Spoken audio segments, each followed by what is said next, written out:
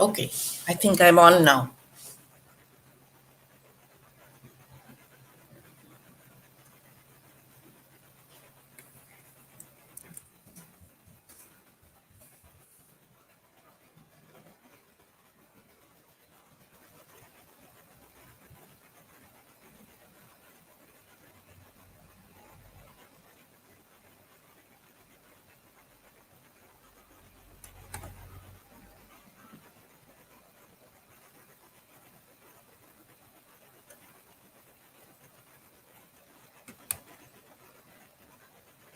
Here? Hear me?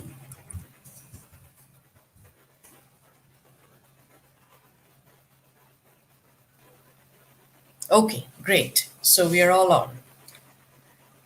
Right. So yesterday we had stopped while discussing Browning, and we will continue with Browning today, and then we'll go on to Christina Rossetti, but later. Um, there were several aspects of Browning's poetry. We were about to start with Porphyria's Lover, and I would like to delve a little bit into the psychological aspects of the recesses, the dark recesses of the protagonist's or the speaker's mind, which Browning very deftly portrays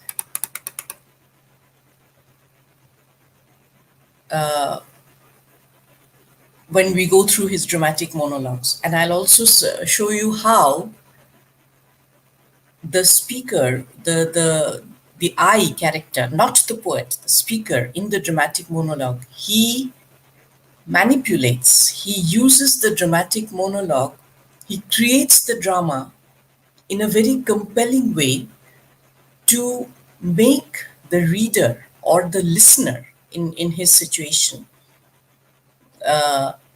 see his point of view. In the dramatic monologue, there is only one point of view, that is the point of view of the speaker. There is no other point of view. It is what I did is the justified, is the justify is justified. It's not what you think is correct. So we had stopped at this particular slide. Let me share this.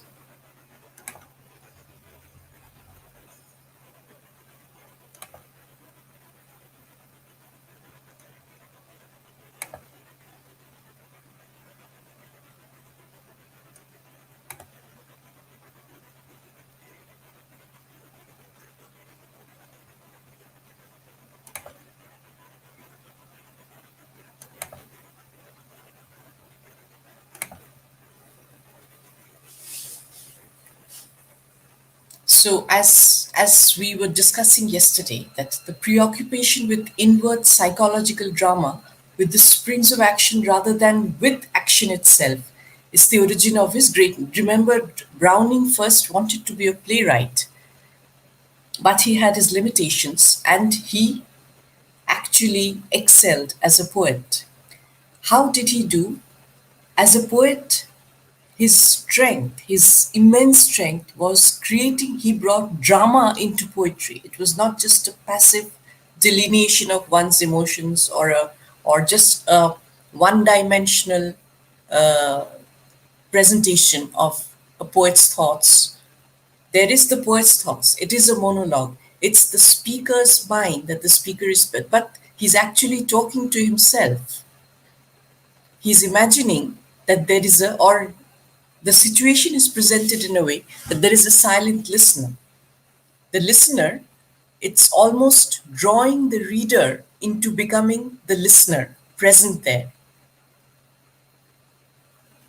Sometimes in the dramatic monologue, you feel, the reader feels that, well, I'm really there with this controlling, manipulative duke who has killed his duchess. I'm there with Porphyria's lover. I'm actually listening to this chilling account of how the lover killed Porphyria, and I'm actually getting convinced, half convinced that what he did was really the right thing to do at that very moment.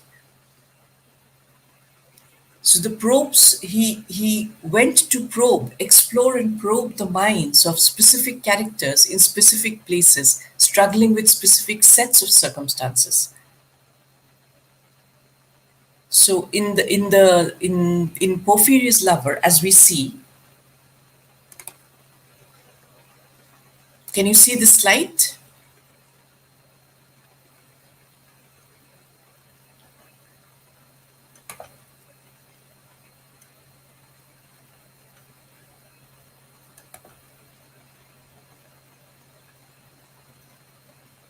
One minute.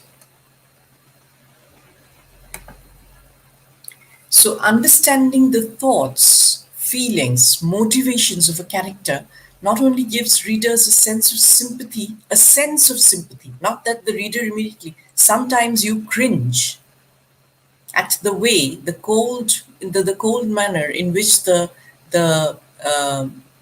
Duke says that I just had to kill her. Sense of sympathy for the characters, but also helps readers understand the multiplicity of perspectives, because the speaker of the dramatic monologue is speaking from his perspective, and for him there is only one perspective, and that perspective is justified. There can be no other perspective. That's why I said that it's a very compelling way that he speaks, he or she, whoever the character is. And Browning's work reminds readers that the nature of truth, your truth, my truth is my truth. My reality is my reality. It doesn't really have to gel with somebody else's idea of truth or idea of reality.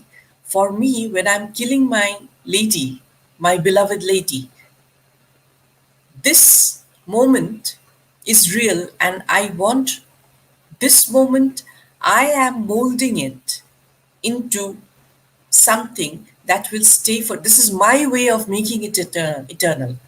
Or even if you look at the last ride together, in the eyes of a normal person, he or she would say, well, you're just going on a horseback ride, and how will it eternalize your love? It'll just probably last for half an hour, 45 minutes, and she goes away because she's rejected you. How will it last forever? But from that short ride, the speaker says that it doesn't really matter if I've been rejected in this life. I will unite with her in my next life. And then there's hope and optimism. So in that particular poem, the rejection doesn't dampen the speaker's spirit. In my last Duchess, the killing doesn't really come across as a crime to the Duke. All he did it for some good. Some good came out of it. That is what he says. In Porphyria's Lover, we see that Porphyria came from a different background. She came from a richer, wealthy background into the life of an ordinary person. And he kills Porphyria. He kills Porphyria. Why? Because that is his way of eternalizing that particular intense situation. That Porphyria will never stir again. She will never fluctuate. She will never move away from that particular situation, depending on one's perspective or view of the situation. And multiple perspectives illustrate the idea that no one sensibility or perspective sees the whole story, and no two people see the same events in the same way. Same event in the same way. Yeah. So let's take a different kind of look at Porphyria's Lover. What do we see in the poem Porphyria's Lover? That there is this storm raging outside, and you can see that the storm is, one gets an immediate feeling that the storm actually is a manifestation of Porphyria's lovers, the speaker's inner turmoil, his dejection. He's thrashing around. He's dejected. He's depressed because he and Porphyria can never be together, or Porphyria cannot commit herself to him because she comes from a higher echelon of society. So the movement between social classes cannot really take place because he's ordinary, she's wealthy, she's above him. So she has reservations, she has constraints about committing herself to him because she's rich, he's poor, he's not so rich. So the status of the title character. So what does he do? And it's on a very stormy night. It's the rain set in early in the evening, rain sets in early, and she comes from a gay feast, probably from a very opulent background, and into his cottage. She probably lives in a palace, or a very in a beautiful house, in a mansion, and he lives in a small cottage where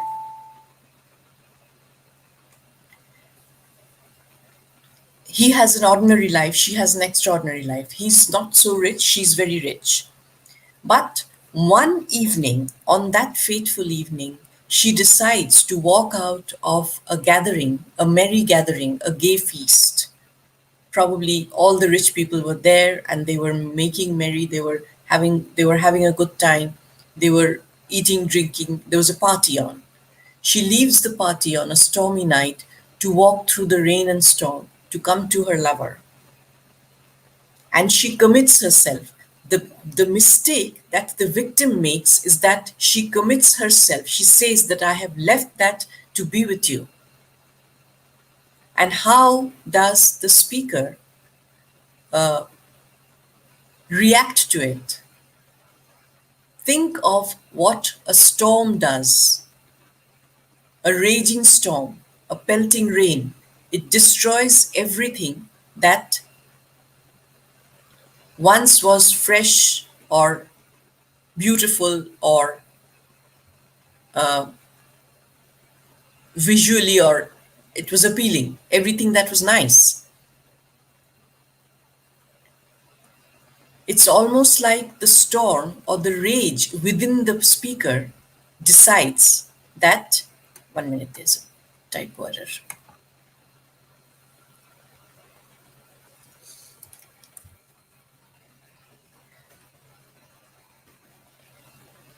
The rage, his rage, how does it find expression? And what is the reaction of his rage? His inner rage, he cannot grab Porphyria from, or take her out of her own family background. He cannot change Porphyria's status. He cannot force Porphyria to leave her rich background to come and stay with him. Probably when we see that Porphyria removes her cloak and her coat and her whatever she was wearing, that this is not really a hurried visit. She's here to stay for a while. He says, the lover says, I will make this stay for a while a stay forever. From now on, you will not go away ever again. Because all your visits till now probably have been very short ones, because you've said, oh, I have to go. I have to do this because my status demands that I do this, I attend this, whatever. But today, on this stormy night, when I'm dejected and I'm actually maybe subconsciously looking for a solution to this, that she goes away, that this is not permanent. There is no way, it's not within my power to make the situation permanent. Today, when you decide to commit yourself, when you've decided that you will come to me and you are here for me totally, I will make you mine forever. He repeats in the poem, mine. And he says, what is the best way to do it? Is that you do not live. Because if you live, you will go away. If you don't live, you see you find this strain of this search for permanence in all three poems of Browning. The Duke makes the wife's loyalty permanent by killing her and framing her in a painting, freezing the moment or freezing her loyalty, freezing her feelings for him. He doesn't know, but that is his way of seeing it. Porphyria's lover makes the same search for permanence. He says, "By how will I make this moment last forever? That no other change, never it'll never change. How will I make this happen? I'll kill you. There'll be no more going away from me. You commit yourself, you stay committed forever. If you live, you might prevaricate, you might change your mind. If you don't live, there is no changing of mind." In the last ride together, it's not so sinister, but there is this search for permanence. The lover says that this last ride, I can make this, I can convert this instant into eternity. Why? By simply hoping that we may not unite in this life, but we shall unite in next life and we will ride forever. Now, when we talk of status, possession, and justification, it's really, I'll take you through an analysis of the deranged, the mind of the psychology of the murderer or the criminal lover. So it appears that Porphyria has been unable to give herself to her lover and set her struggling passion free from pride because she comes from a rich background. She can't really stoop away from her background. So the passion for her lover has been constrained by her high status. And the use of the word murmuring, why? It demonstrates that it's almost saying that I can't shout my love out. I cannot shout from the rooftop, yes, that I love you and I'm yours forever.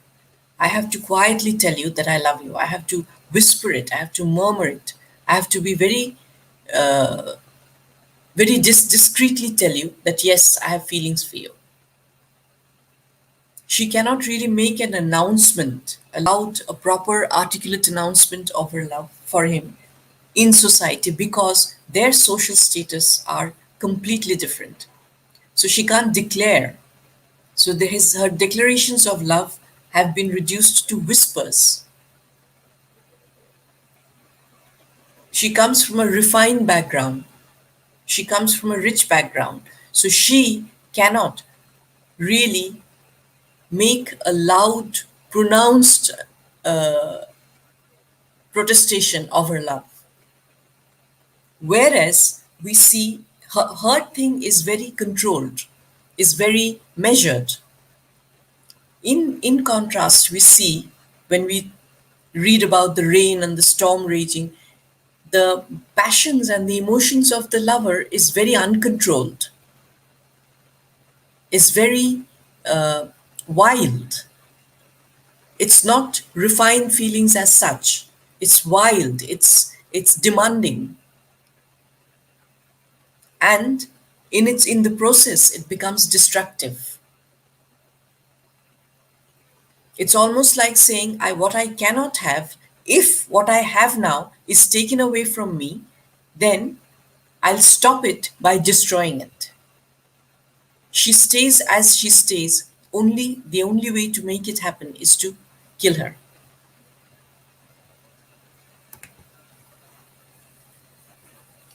But like we said, that Porphyria's leaving of the gay feast, she was obviously at a party and she's walked out of the party. She slips out of the party from a celebratory meal, and it appears that Porphyria has abandoned her family. That she's decided that I don't want this life. I want to be with my beloved. This could indicate that she has actually taken a decision. Could indicate that she's actually taken a decision finally, and the constraints that come with her high rank, and is ready to fully give herself to her lover. That yes, I'm really willing to commit myself. That I'll stay with. I made a decision. So almost the removal of her cloak and shawl, it's almost symbolic of, look, here I hang up my cloak, my shawl, my expensive cloak and shawl. I put that behind me. I will stay with you in your humble cottage for a while, and I have braved the storm, the rain, this everything that was in my way, that was preventing me. I didn't let that prevent me from coming to you. I didn't let an inclement weather prevent me, stop me from coming to you. I have braved that on a dark, stormy night. I have come to you. I have left a secure, rich background, just to be prosperous background, just to be with you because I've taken a decision as to where I belong. So her overcoming of her status and eventual acceptance of him, as well as her love for him, leads. What happens is there is the twist. The irony is that when the poem begins, we see that Porphyria glides in. She's very comfortable in what she's doing. She does not for once expect that such a sinister end, such a horrific end awaits her. Because she feels that she is the deciding person. She's the one in the driver's seat in everything in this relationship. So she comes out of her house. She decides enough is enough. I don't want this high status. I want to leave all this behind. Let there be rain, storm, hail, whatever. I brave all that. I go to my beloved and I be with him. I tell him that I prefer him. I've chosen him above everything else. And that decision, unfortunately,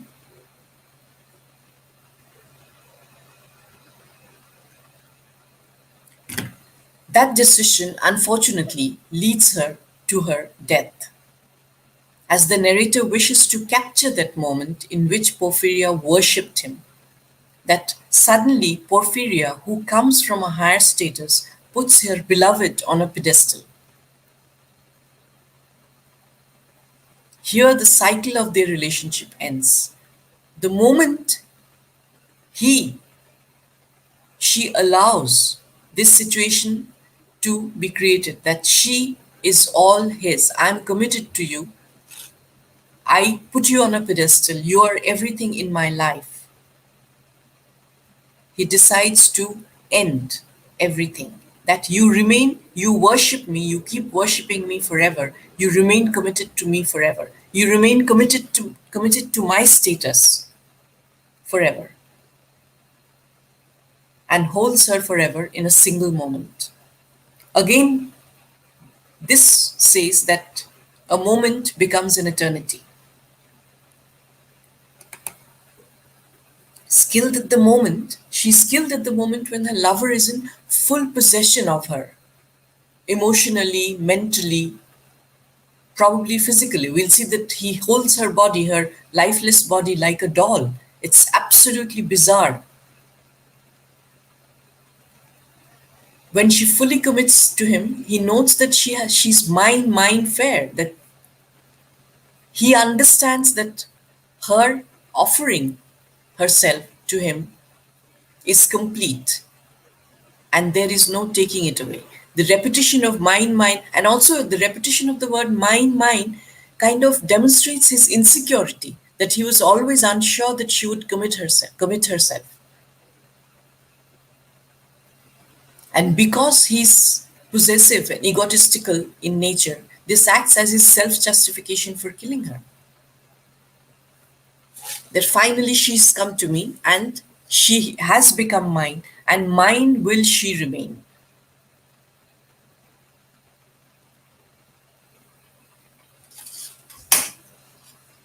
So he wants to hold her in that moment of submission, as well as his possessive nature leads to her death, as he strangles her with her own hair. And the saddest part, the weirdest, the creepy part of it is that Porphyria is a very beautiful woman. She's a golden-haired, blue-eyed woman, probably incredibly physically attractive. And he doesn't really strangle her with his hands. He uses one of her own beautiful features to kill her.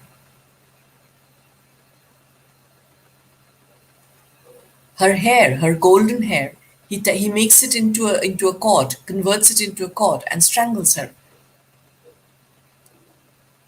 that you will no more be beautiful for anybody else but me.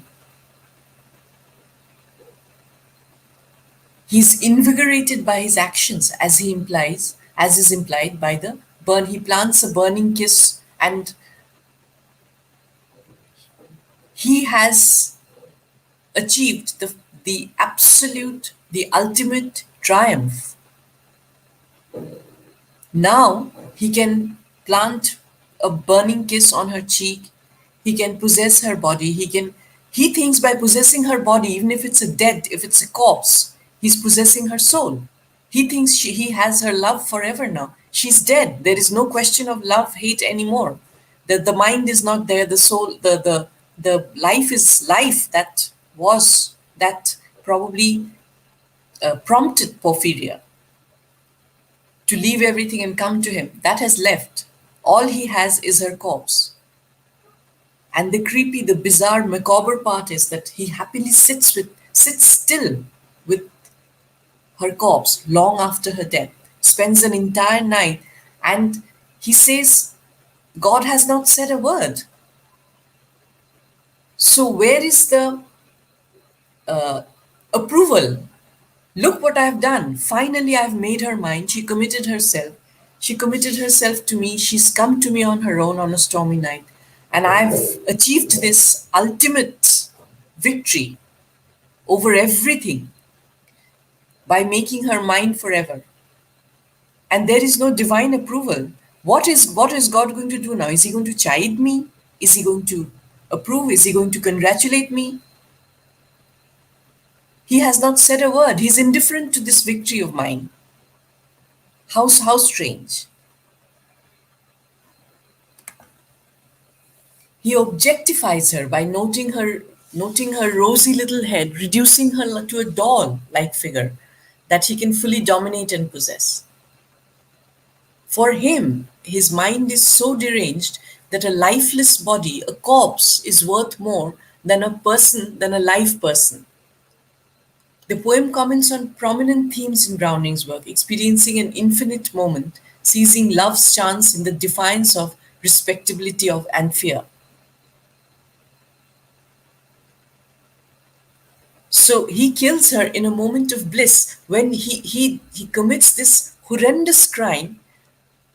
And also, just think about it. She commits herself in complete faith.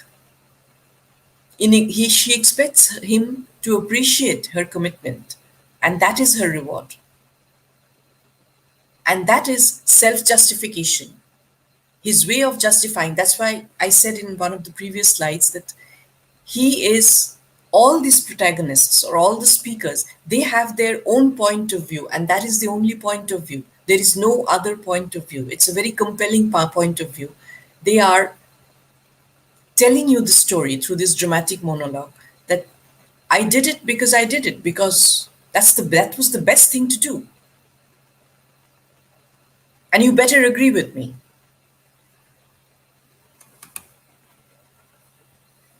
And then he goes on to justify himself and his actions, stating that in killing her, he granted her wish. You see, I said that she wanted to be with him forever. And he has made that possible. That this forever will never stop, will never change.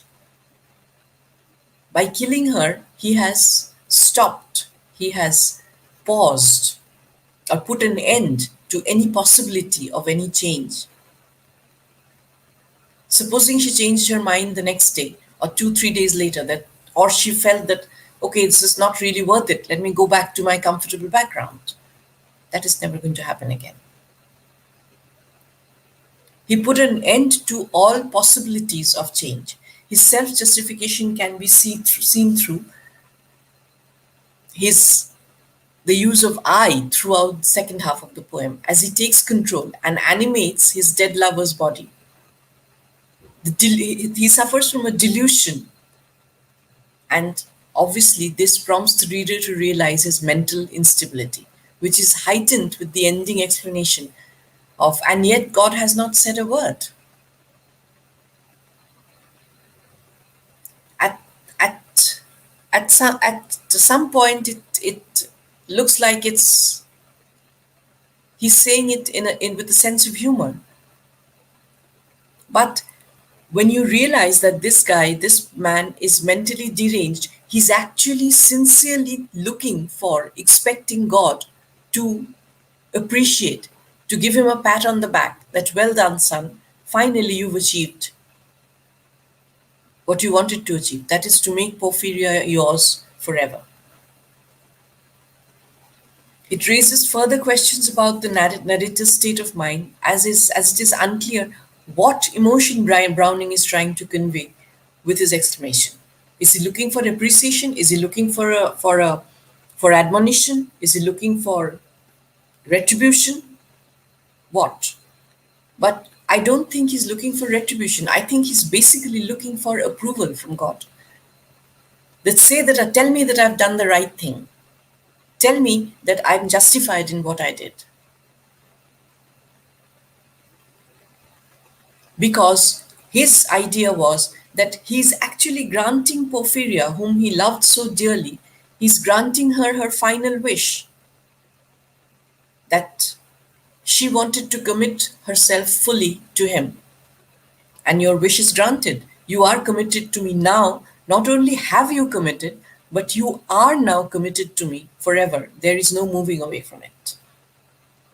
And it's definitely disturbing. His way of making it permanent is very disconcerting, very disturbing. It really makes you cringe when you think about it.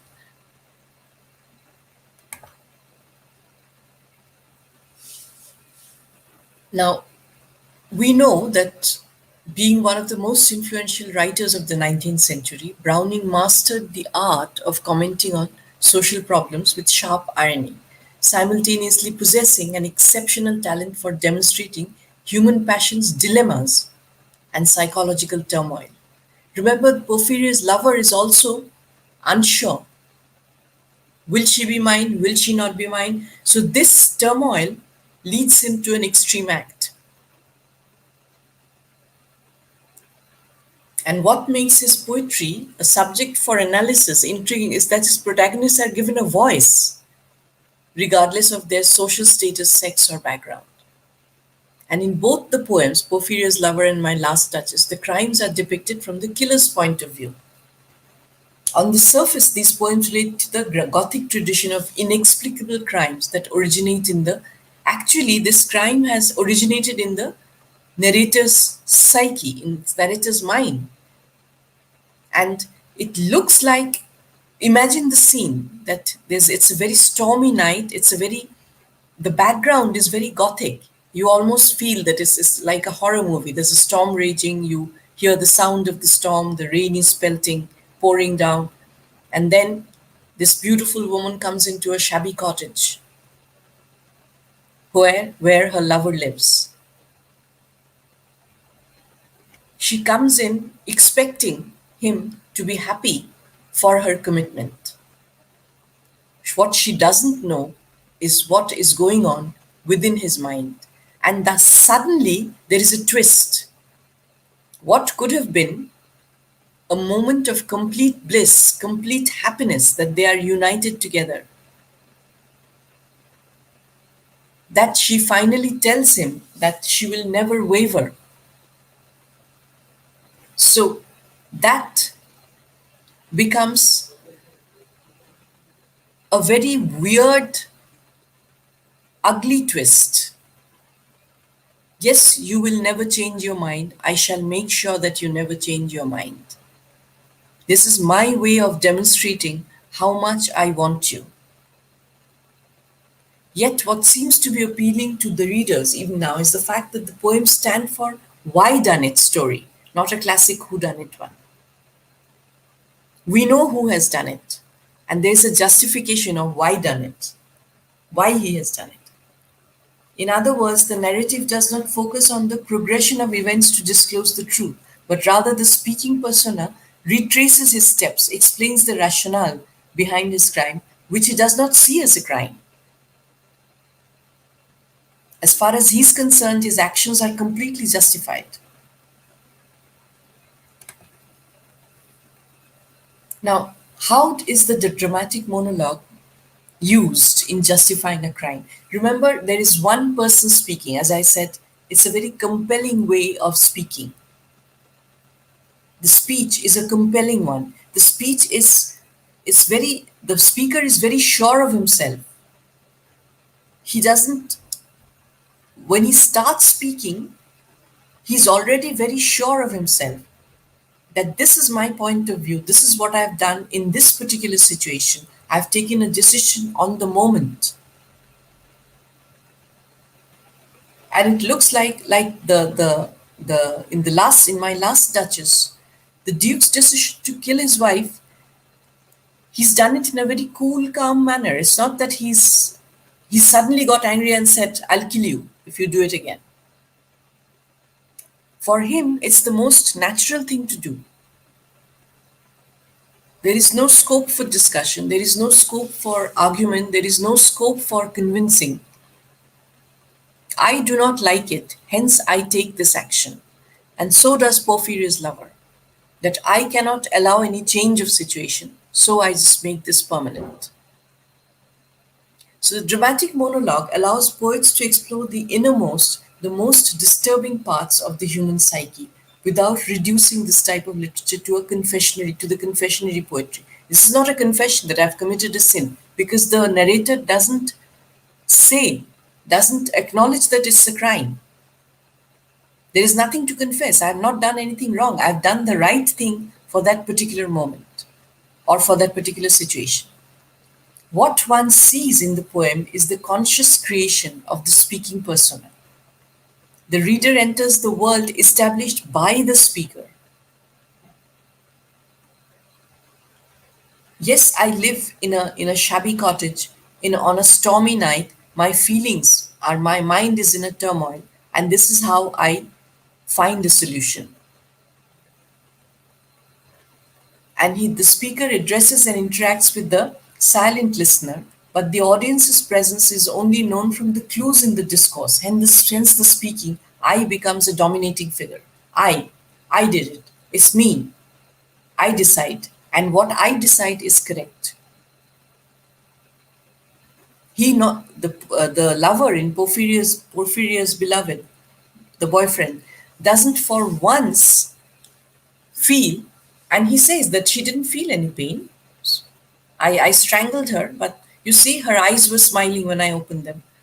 And when I planted a burning kiss, and when I moved her, she was just as rosy and as beautiful. She didn't suffer. She didn't. So, in his mind, there is no reaction, there is no scope for reaction for the victim. It's a normal thing that I kill her, and as if she enjoys the killing, getting killed, as if she enjoyed getting killed, as if the last Duchess, she herself, the victim herself, is agreeing with the speaker that yes, my husband, my dear husband, since I was flirtatious, since you fell, okay, I will never flirt again, and you can kill me and make me permanently loyal to you. It's the best thing to do. The victim's reaction or the victim's feelings or the victim's condition, suffering, doesn't even exist in the mind of the criminal. And what distinguishes the dramatic monologue from other genres is that the majority of inner thoughts, desires, and drives is revealed by accident. And you see, in Porphyria's lover, I strangled her, period. Just 3 words, and it really hits you. You almost feel, until you come to that, if that line was just covered, you would feel that he was playing with her golden hair. He was really caressing her hair or caressing her cheek. No one would expect that sudden twist in the situation. That this beautiful woman with beautiful golden hair, he just touches her golden hair, makes it into a little cord, and he uses it to strangle her, basically. And this is done in a very cool, calm manner. He doesn't fly into a rage. He doesn't get angry. He doesn't say that He doesn't beat her up. There is no show of any kind of physical abuse, violence, nothing of the sort. In a very loving gesture, he just gets close to her, probably puts his arms around her, and just, it's almost like cutting her throat.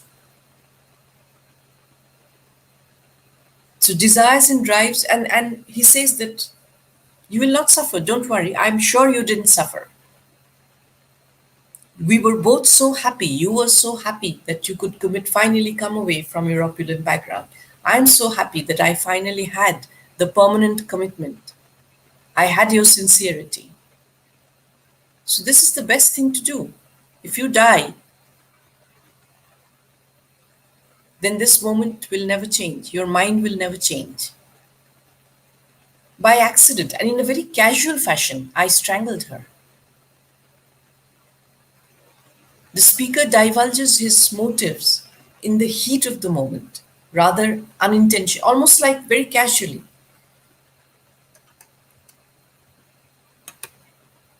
Let's print again. 1 minute, Lutu.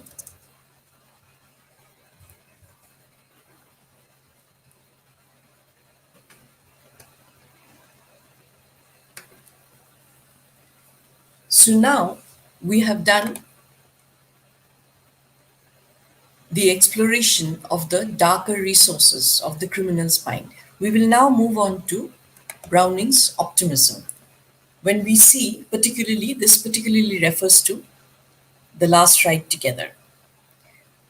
The poem itself says that the lover has been rejected by his lady love. So he must feel very dejected. He must be feeling all is over, his life is over. It's the only person I love. Mind you, Browning's own love life was quite a fulfilling one. He and Elizabeth Barrett Browning, his wife, they were very devoted to each other, and they actually they eloped to Italy. They eloped to Italy. He was a very devoted husband. They were a very devoted couple till the death of Elizabeth, which saddened him a lot. But it's interesting that he delves very deep into the minds of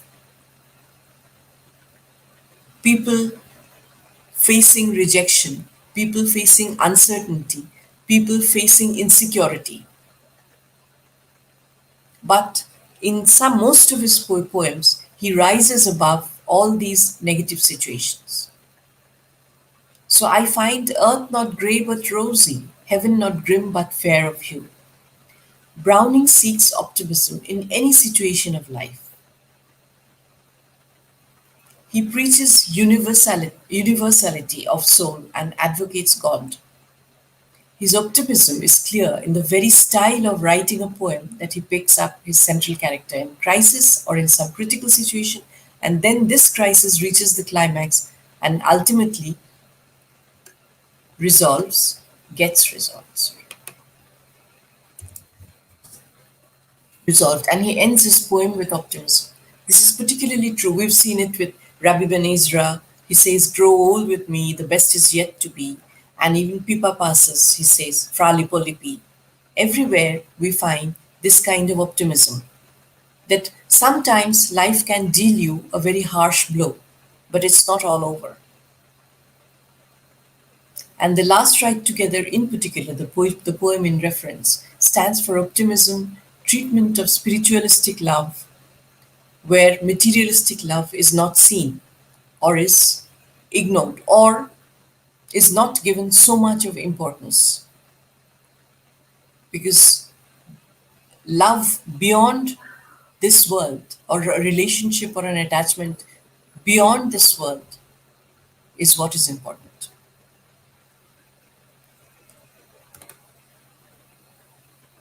In this poem, the rejected lover considers his failure to gain his beloved's love to be written and needs must be, even bless his beloved name in pride and thankfulness, and realizes what need to strive with a life or I. However, he claims for only a memory of the same, a last ride together. Eventually, she gives in. Okay, she says, okay, I will not marry you, or I will not be your lover, or I will not commit myself to you. But okay, if it makes you feel all right, we shall have a last ride together. We'll ride on a horseback in the beautiful countryside. So the lover regards it as a great achievement against the past hopes of of their getting in. One, one second.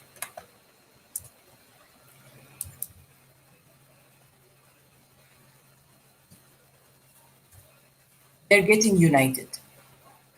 The speaker takes the gap between the desire and achievement positively. He argues, she might have hated, who can tell? Where had I been now if the worst befell? See, at least I have this. Against everything negative, against all failures, at least have some reward. Something good has come out of it. And here we are riding, she and I. And he universalizes that failure is common to all human beings. Fail I alone, in words and deeds. Why? All men strive, and who succeeds? Or how many succeed, rather? So I'm not going to condemn myself. I'm not going to shame myself thinking, oh, I've been a massive failure in being rejected by my beloved. There are so many other lovers, there are so many other men or women for that matter who face rejection, who've been turned down by their beloved, or whose love has gone unrewarded. Doesn't matter. At least I have this particular time, this particular ride together, her companionship, our being together, chatting, riding in the countryside, having a nice time, spending some quality time together. This is my reward. And this, even after I die and she dies, probably we'll meet in another world. And then there'll be no end to our riding. This last ride will become an eternal ride.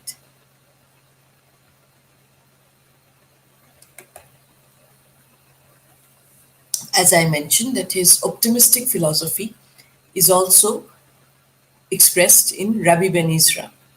Regret for lost youth and fear of old age are common sentiments.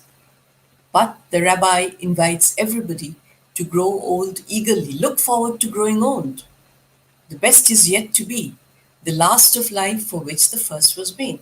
Your life was created for a particular purpose. And as you advance in life, you know you get closer to your goal. You get to see more. It becomes clearer to you as to why you were created at all.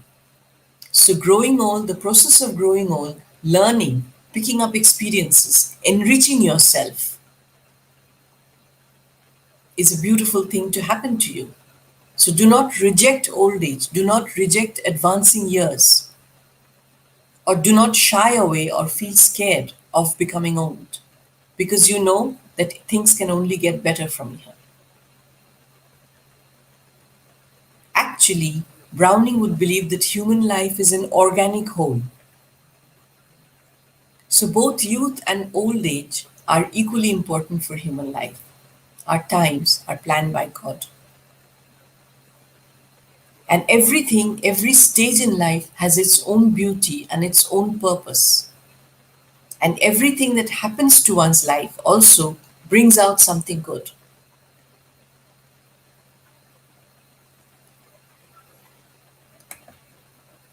He preaches immortality of soul. In the last ride together, the speaker perceives that through their death, his and his beloved souls will enter into eternity and their ride will continue eternally.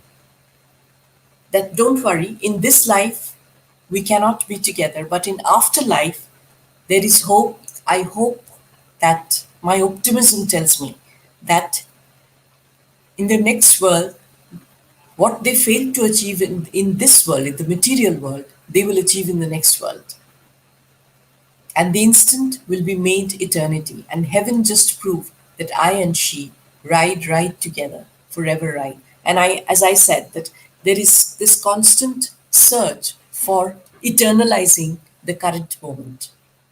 Sometimes it's done in a bizarre, macabre manner through a crime, and sometimes it's done through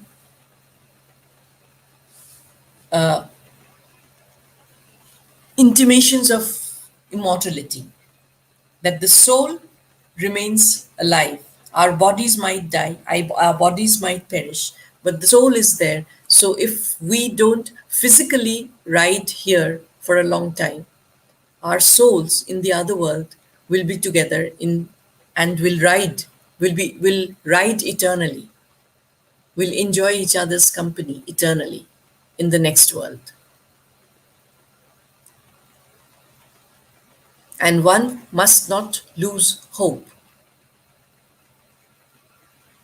And remember the time in which Browning was living, there was plenty of scope for pessimism, for giving up. There is no hope, the world is coming to an end, all faith in religion and God is going away. There's too much of materialism, there's too much of skepticism that humans are not as, they are not really God's children. They simply came, they simply evolved. Their origin is actually, it lies in the primates. The humans evolved from apes.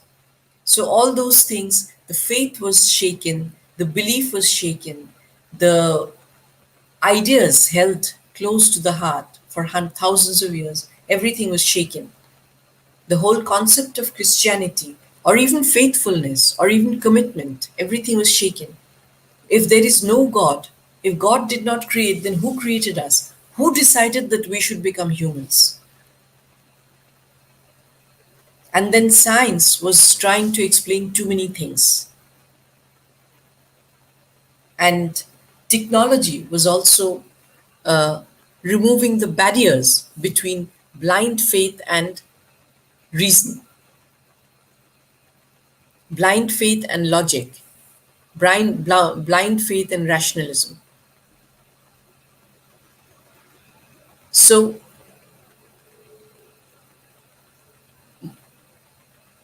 in this background, where a lot of negative emotions are coming into play, Browning holds out by saying, we saw in Tennyson's poem that he actually, in the end of In Memoriam, he comes to term with his loss by reinstalling his faith, almost by synergizing, combining faith and the change, and science and nature.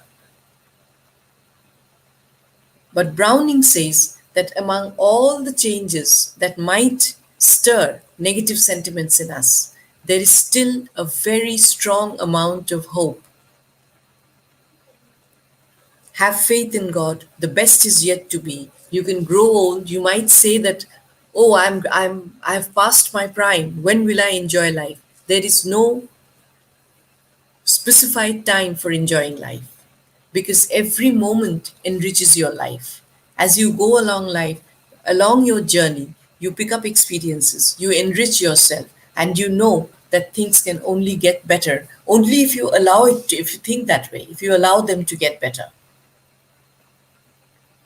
Only then will you, only then do you stand the chance of finding the eternal happiness.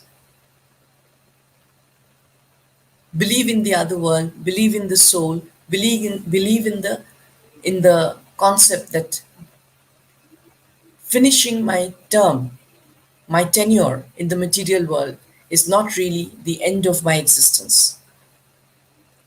I will continue to exist in another world, and whatever I have not achieved or whatever I have lost in this world, in my material world, in this world, I shall achieve once I cross the boundary and go across into the other world. There's still happiness lying for me. And even if I do not die, even if I live on, it can only get better as long as I decide to find the good things among the not so good things. So you find happiness in that one last ride. Don't let the rejection weigh you down. Don't let your ladies moving away from you, departure from you, weigh you down. Just catch, grab, seize that happy moment and live with it. And also have the hope that I have lived with happiness, with the happiness of that blissful moment or that blissful time that we spent together riding.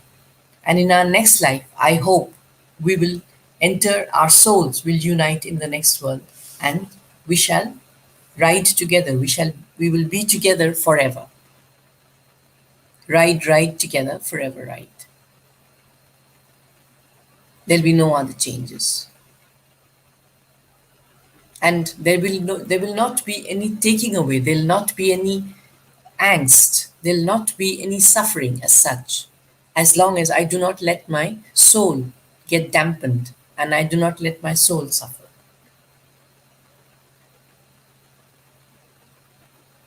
I'll just take a 5 minute short break and come back together again.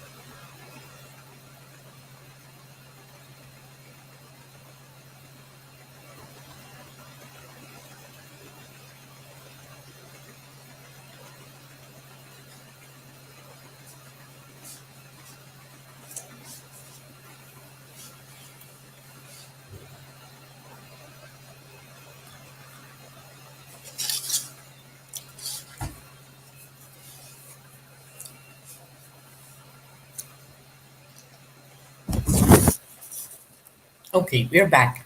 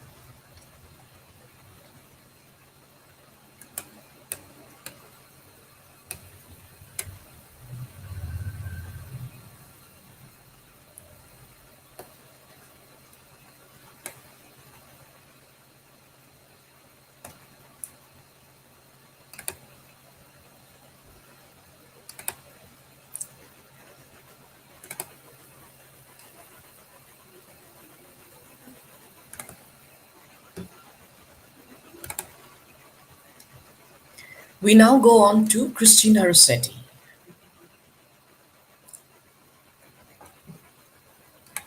Christina Rossetti was part of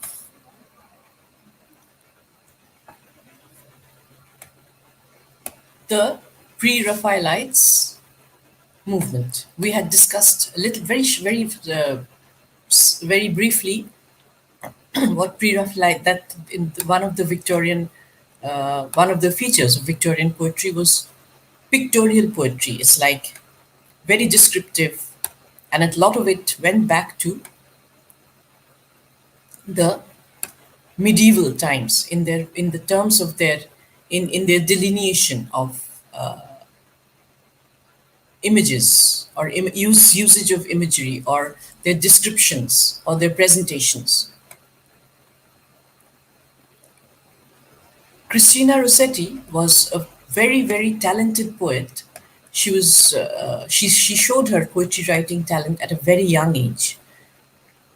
She was she belonged to a very illustrious family, literary family, which was heavily into writing, painting. She was the sister of D.G. Rossetti, and D.G. Rossetti actually used her quite a few times as a model for his painting. D.G. Rossetti was a very well-known painter in that era.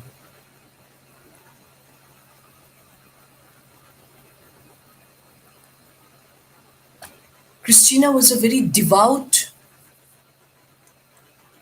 Christian in her beliefs.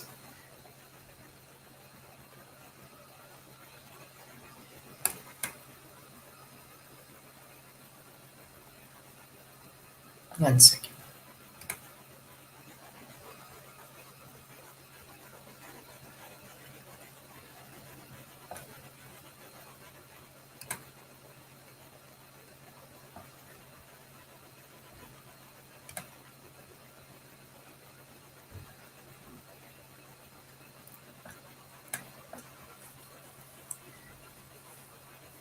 She was born in London on the 5th of December in 1830. She was the fourth child of Gabriele and Francesca Rossetti.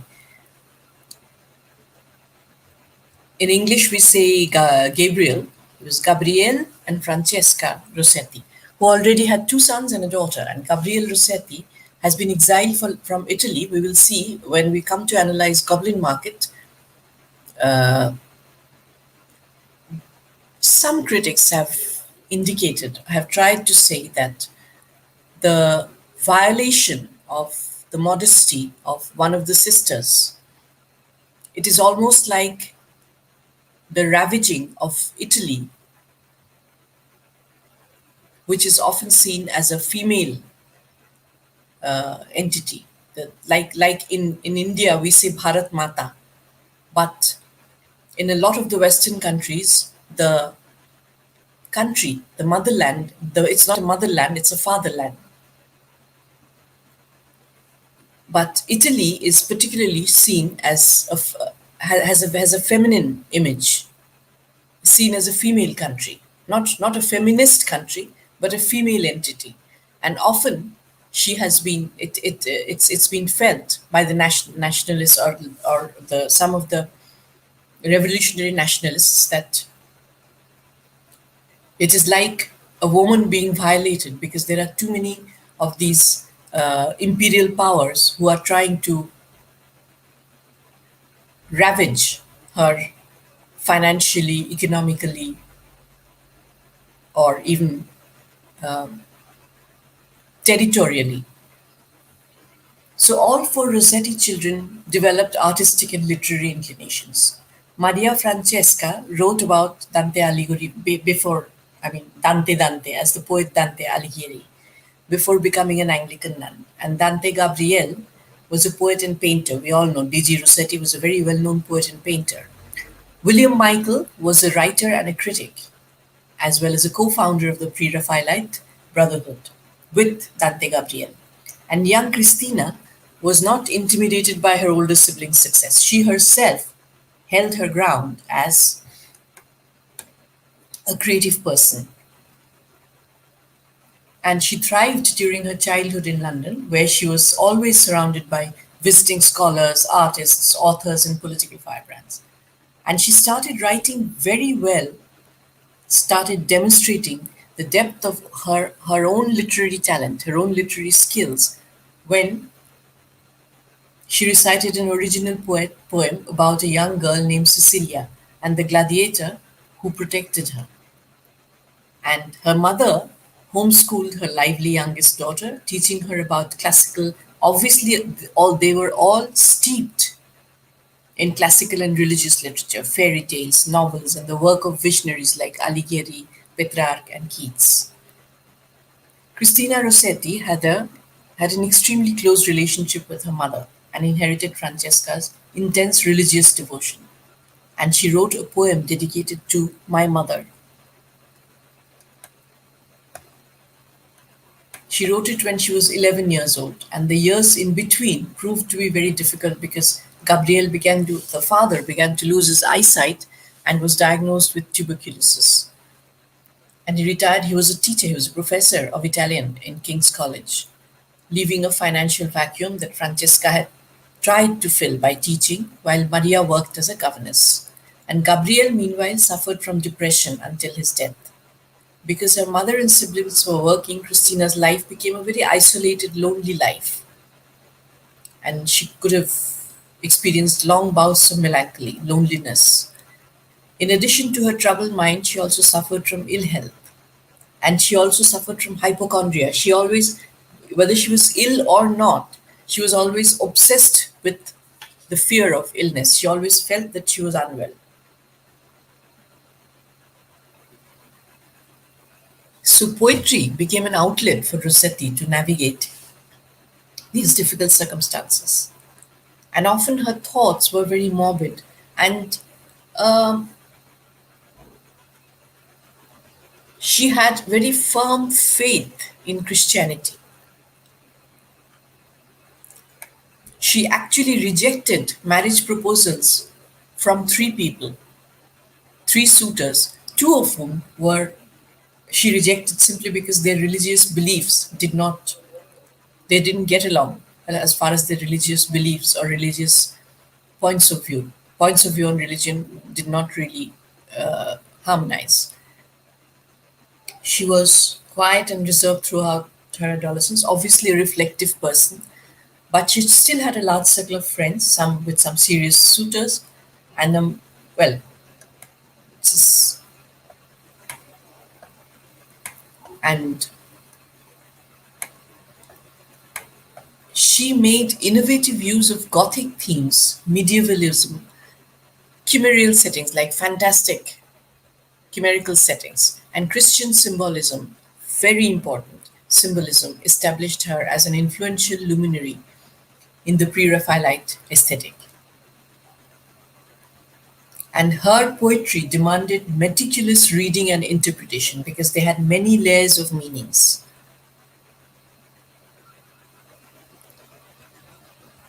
And Rossetti developed a literary counterpart, as if in literature she was the match in writing to the pre Raphaelite painting method known as close looking because it was very detailed. And as we see, As we go through Goblin Market, we will see that it is like word painting. She's really creating a painting with words when we go through Goblin Market. It is so descriptive, so live that it's almost like achieving a visual experience through words.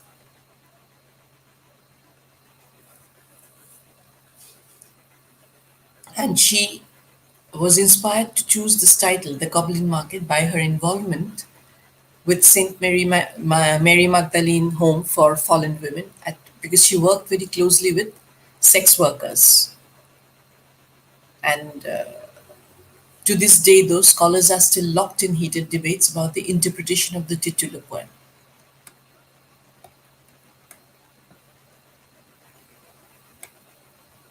So let's take a look at the Goblin Market.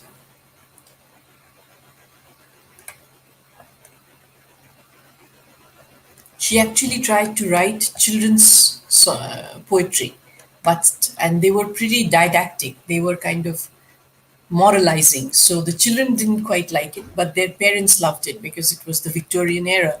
They embraced Christina's tales because they approved of didactic reading material for their children. So obviously, if you tell the children what to do, they will not like it, but their parents would like it because they set a guideline for the morals of their children. And unfortunately, she died quite young. She developed breast cancer. She died. She had many other illnesses. She never really kept well. She was supposed to have had Graves' disease, and her symptoms were protruding eyes and the discoloration of her skin. So she remained unmarried all her life, and she suffered from ill health, both physical. She used to go into bouts of depression.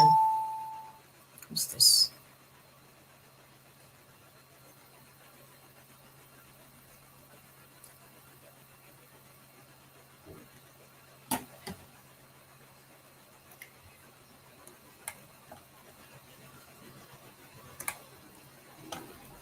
So sometimes her older brother, William, described Christina as the least bookish member of the literary family. Scholars consider Christina Rossetti to be one of the finest. She wrote in a very sensitive, all her poetry is very refined, very sensitive, very delicate in their expression. She helped to define the pre Raphaelite movement.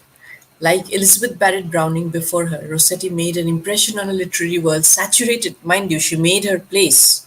She held a very prominent place, like Elizabeth Barrett Browning, in the world, in a literary world where most writers, most creative people, most participants were male, with her thought provoking symbolism and deep questioning of human mortality. Today, her work is studied and celebrated by a wide audience because there is no end to analyzing her work. She is, she has, her work is so intellectually challenging that people keep going back to her work over and over again to see more, to get more out of it, to get more meaning out of it.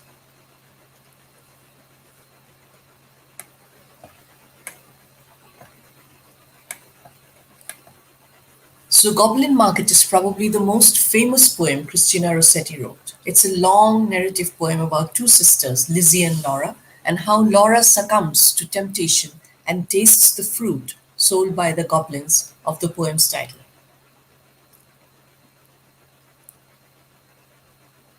So, what is Goblin Market all about? Remember, Christina Rossetti was a devout Christian. So, for in Goblin Market, the general analysis says that she is one of the sisters, Laura. Very simply put in a very simplistic manner, Laura is tempted by the goblins who are not really humans, they are not natural creatures. They are fantastic creatures. They are they mislead you. They are creatures who mislead you. There is it's almost like there is no healthy magic in it. There is no miracle in it. Rather, there is a spell. There is a sinister kind of magic. There is a negative kind of magic. They almost cast a spell on you, mislead you, and make you do things, make you fall for temptation, make you fall for some sort of sin, commit some sort of sin, and they try to ensnare you in their web, in their dark world. So obviously, the the object of temptation, what the tool rather of temptation, it's like Satan trying to tempt Eve with a beautiful apple. And the circumstances are also very beautiful. The Garden of Eden, it's idyllic. Couldn't be a better place. And in this Garden of Eden, one day comes Satan and tempts Eve. He tells Eve that if you eat this, you will get experience, you will enjoy experiences nobody else has ever heard of. In other words, Satan is trying to seduce Eve or lead Eve down a slimy path of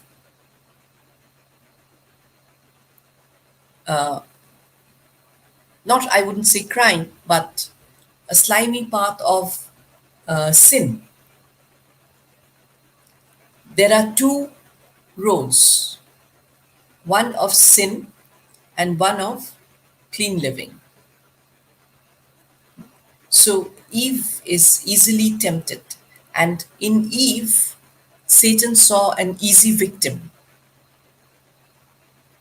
He didn't really try to tempt Adam because he was probably the more straight back kind of person, stronger person. But a tempter or a bad person, an evil, it's very easy to see that evil will try to tempt the weaker person. What do we mean by weaker person? Whose soul is not as dedicated to the divine, which means there is scope for temptation to find its way into you. So hence, one way of looking at the goblin market is that the goblins, they have been selling beautiful fruits, they look exotic, and they are very tempting, they are very attractive. So sin can be very attractive. So one can see, critics have long seen the eroticized description that it's everything that appeals to your senses, that you bite into the juicy fruit, you know the sensation of touch, the sensation of the mouth, the sensation of even pleasing to the eye. The fruits look so beautiful that you can't help fall for them. So exotic fruit is a symbolic of sexual temptation, which Laura as the so Laura becomes the fallen woman who's sliding down the slippery path. Laura is of the two sisters, Laura as the fallen woman succumbs to the masculine wiles and is ruined as a result, though she is of course happily married at the end of the poem. But this temptation invites further analysis and interpretation. Some critics have drawn parallels between Laura's addiction to the exotic fruit in the poem and the experience of it could also even be a drug addiction. In Victorian Britain, opium addiction was a real social problem. Opium being like the fruits of goblin market, both sweet and bitter, having an up and a downside, and exotic as well, because opium came from China, from the Orient, mainly from China and other places. Other commentators There are certain uh, interesting things that Laura and Lizzie, they live alone with no parents or guardians, a rather unconventional setup for two young Victorian sisters. Partly for this reason, and partly because the fruit in the poem is described as forbidden, critics have sometimes interpreted Goblin Market in terms of lesbianism, that there is attraction between two women.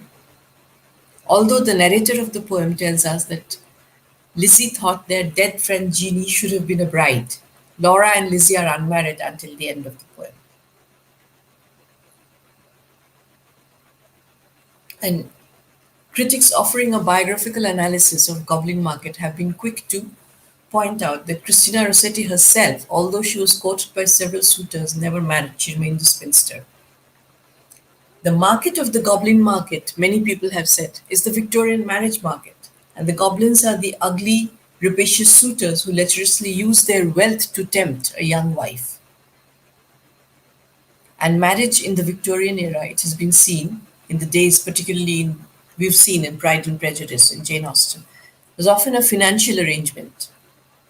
It was often a deal with two families. You don't marry a man doesn't marry a woman because he likes her or she likes him, but it was more of how much money does the man have and how much is the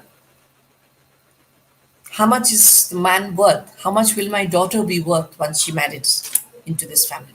And how will I be able to tell people, oh, my daughter is married into this family which has so much money, so much wealth, so many horses, so many houses, so many villas. They would be able to talk about it.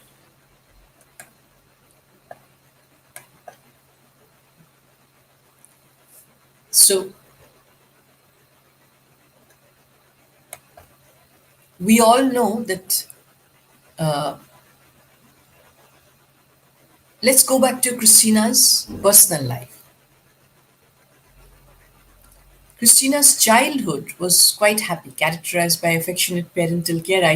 We said that she was very close to her mother, and she also had the creative companionship of older siblings. In temperament, she was most like her brother Dante Gabriel. Their father called the pair the two storms of the family, in comparison to the two calms. Maria and William. Maria went to become a nun, and William became a writer and a critic. But the other two were pretty wild, Christina and Dante Gabriel and Gigi.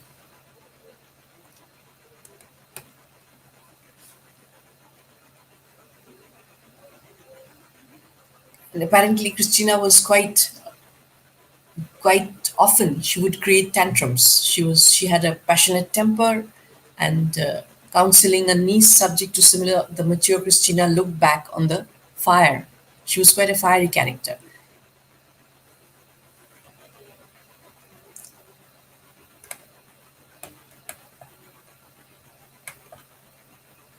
Her mother used to often read to her children, favoring religious texts such as the Bible, the Pilgrim's Progress, the writings of St. Augustine, or moralistic takes such as those by Maria Edgeworth. When the children began reading for themselves, they generally shunned their mother's selections in favor of imaginating delights of the Arabian Nights or fairy mythology. Later, favorites included Walter Scott, Anne Radcliffe, Matthew Gregory Lewis.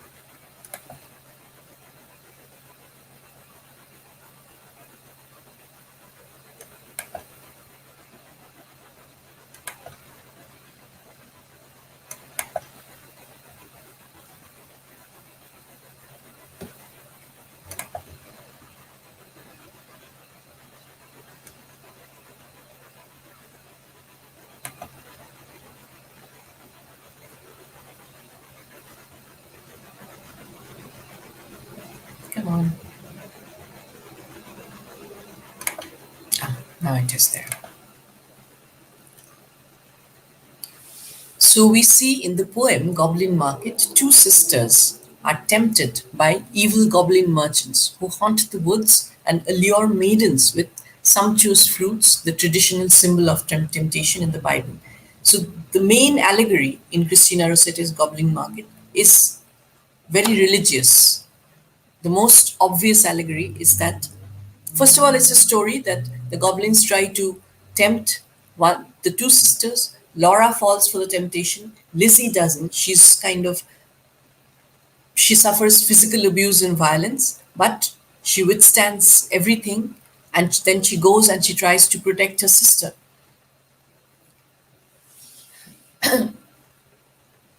So Christina clearly intended the fruit of the goblin merchants to symbolize the forbidden fruit in the biblical story, where Laura asks Lizzie if she has tasted, for my sake, the fruit forbidden. Christina's use of meaningful religious symbolism contrasts with DG's tendency to take up traditionally religious symbols but leave them vague and empty of meaning. Christina was more articulate and clear.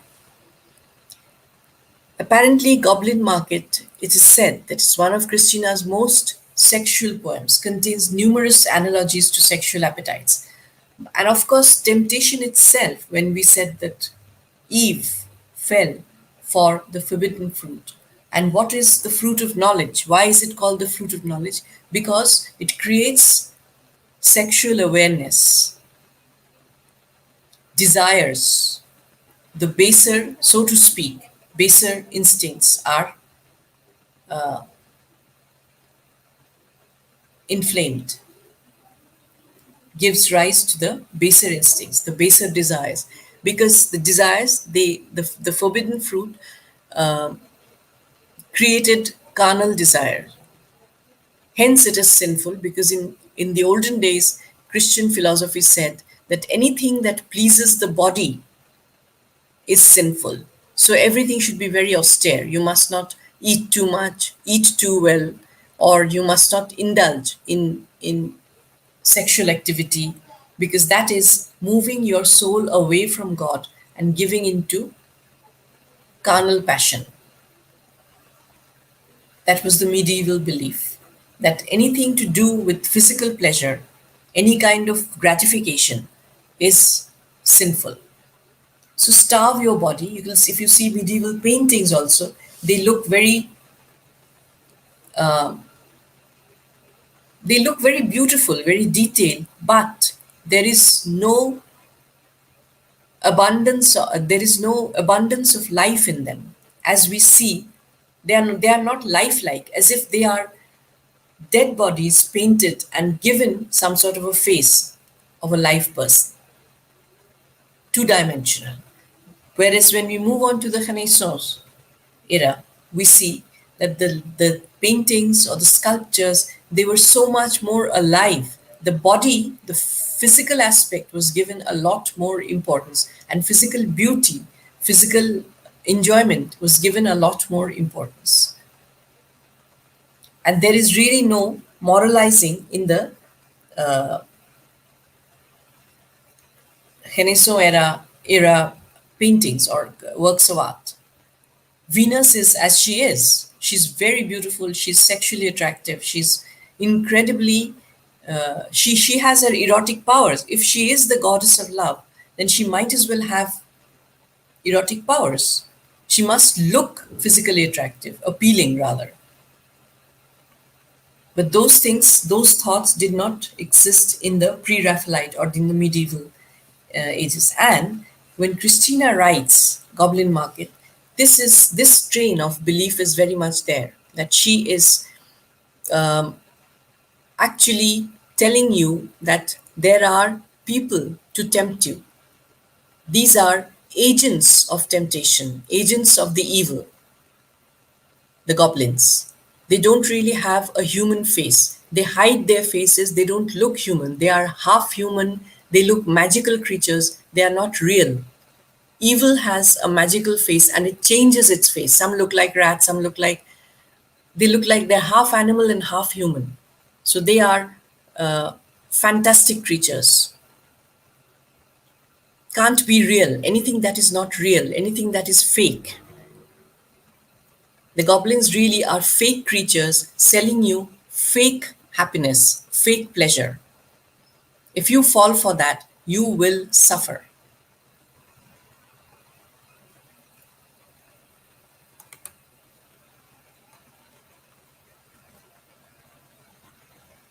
And you can see that when Laura falls for the temptation, as her desire for sensuous fulfillment becomes more intense, Laura takes on the characteristics of a beast almost, just like the goblins. They're half animals, half human, or half, yeah, recalling the fate of many lustful figures in Dante's Inferno. Sat up in a passionate yearning and gnashed her teeth for balked desire and wept as if she's gone wild. She's not herself anymore. As if her heart would break. There is agony. She suffers the agony of being her human entity decreasing and the beastly entity taking over. And that is exactly what temptation does to you. It's almost like she's becoming a she-wolf who suddenly bares her fangs. Excessive desire. Her nature is so squalid, malicious, that she can never sate her greedy will. When she has fed, she's hungrier than ever, as Dante says. So when humans are dominated by their emotions and sensations and physical desires, they are reduced to the animal level and lose their capacity for freedom. Such errant desire and unchecked desire, which is unchecked by reason or the will of God, resulted in the fall of man, as Paradiso says. So Laura succumbs to, just one second, let me turn on the fan.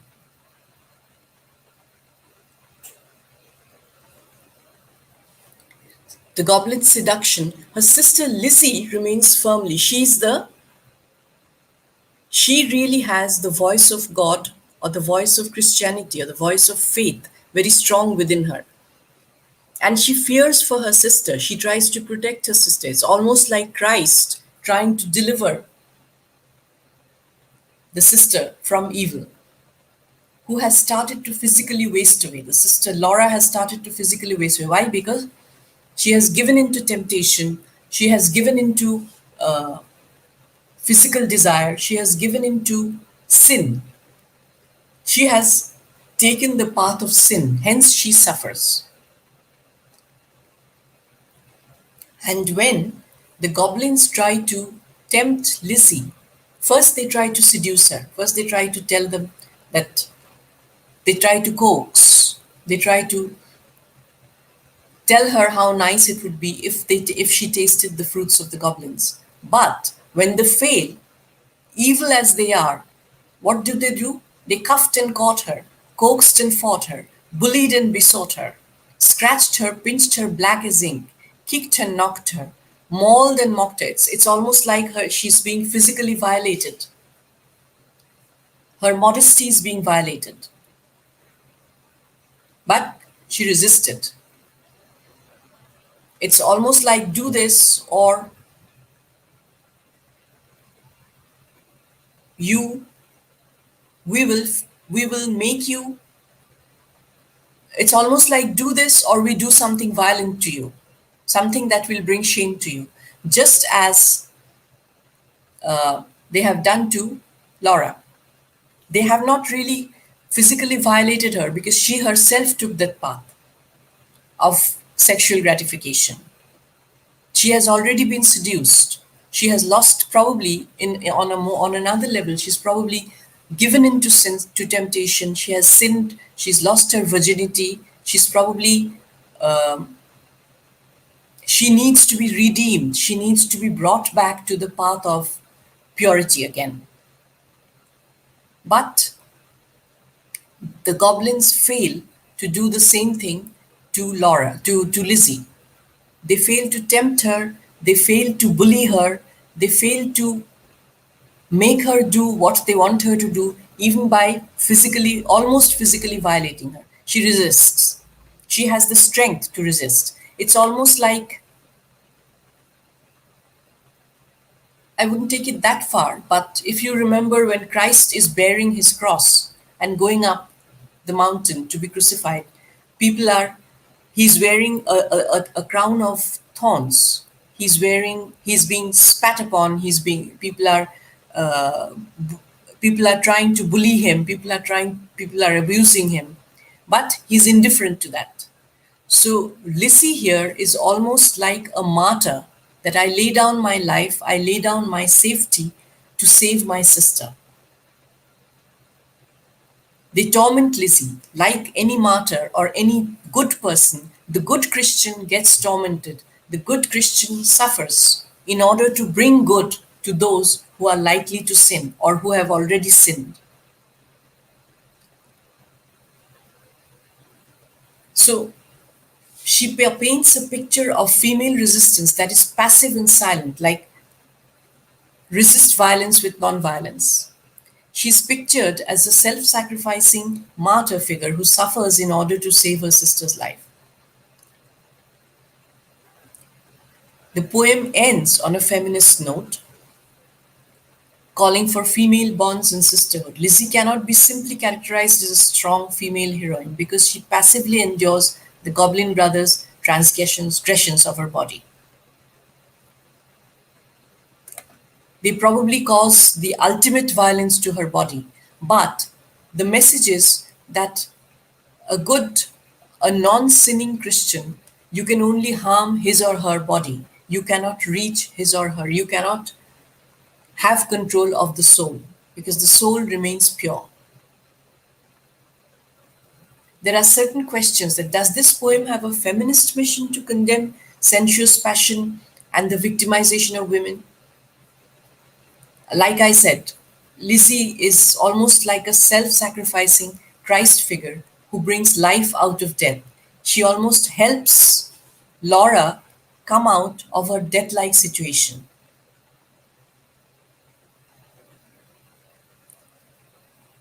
Some say that this poem is firmly rooted in the morality of the Christian tradition. And sometimes some say that Christina uses religious symbolism purely for aesthetic value in the same vein as a brother. That is arguable. The language is very sensuous. They, uh,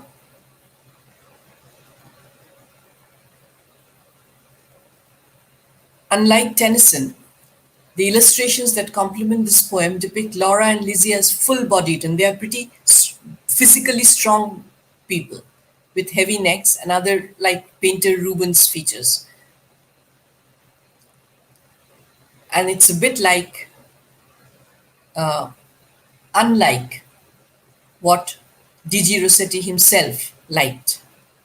So Christina portrays the two sisters as fairly robust and so do not give in to temptation. They are not likely, they shouldn't have. Yet one of them does. One of them falls, and the other person is goes through all the torment and all the torture to protect her sister.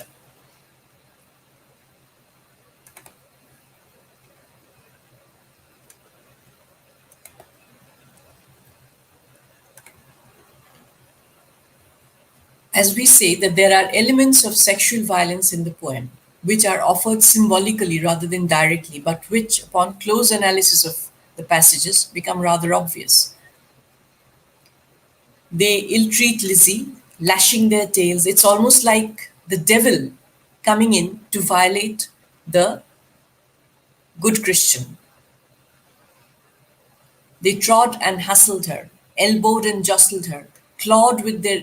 When they can't seduce with their smiling face, their beastly entity, their beastly side comes out. Their ugly side comes out.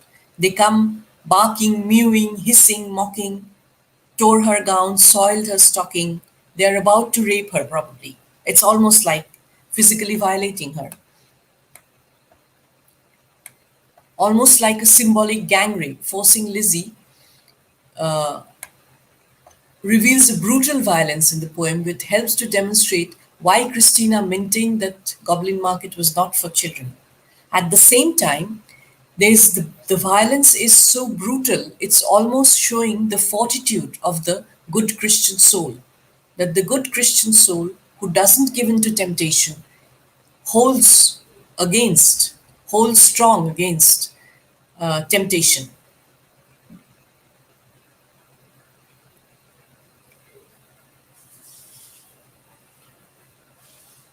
So the poem's metrical form invites comment and analysis. Its rhythm is irregular and song like. As with so many of, actually, it's quite interesting to know that the rhythm is song like because it is really about a magical world. As if the rhythm itself, being song like, is part of the spell that the goblins are trying to create, to mislead, to lead one away from what is good. So there must be things which are very appealing to the senses, as if to keep up with that, the rhythm itself is irregular and song like. As with so many of Christina's poems, though they are usually in the other poems, Christina's uses very regular meter and rhythm. And their rhyme schemes tend to be slightly more ordered in the other poems. But this one, it is jagged, it is irregular, because this is about an irregular situation.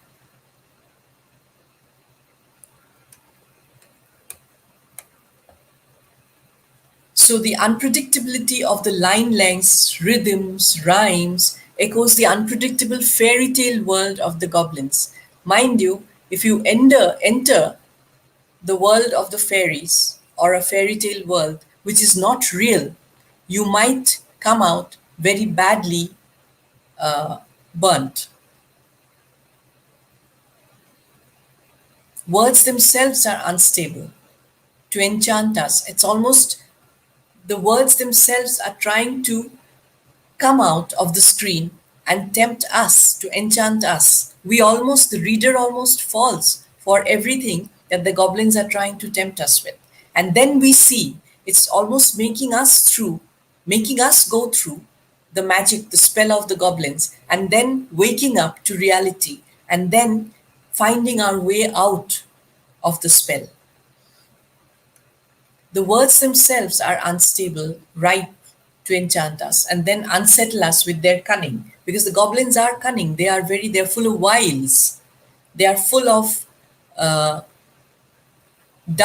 they create dark desires. They create uncleanness, shaking with anguish, fear, and pain. She kissed and kissed her with hungry mouth. The eye is apt to stumble over anguish, aguish, wanting to correct it to anguish. But, like the word itself, we are caught in a feverish world. This is not a healthy world. It's like we are in a drug situation. We can only half comprehend. The human mind, the sharpness of the human mind is almost drugged, and it almost gets into a trance like situation, which makes it opiate. And one loses the clarity. Is it death or is it life? Pleasures past and anguish past. Is it death or is it life? Who knows? So the fruit in the Garden of Eden offered life in the form of pleasure and worldly knowledge, that is, carnal knowledge. But it also led to death, the death of paradise, the loss of paradise. Also, in other words, you lose permanence in order to enjoy something that is temporary.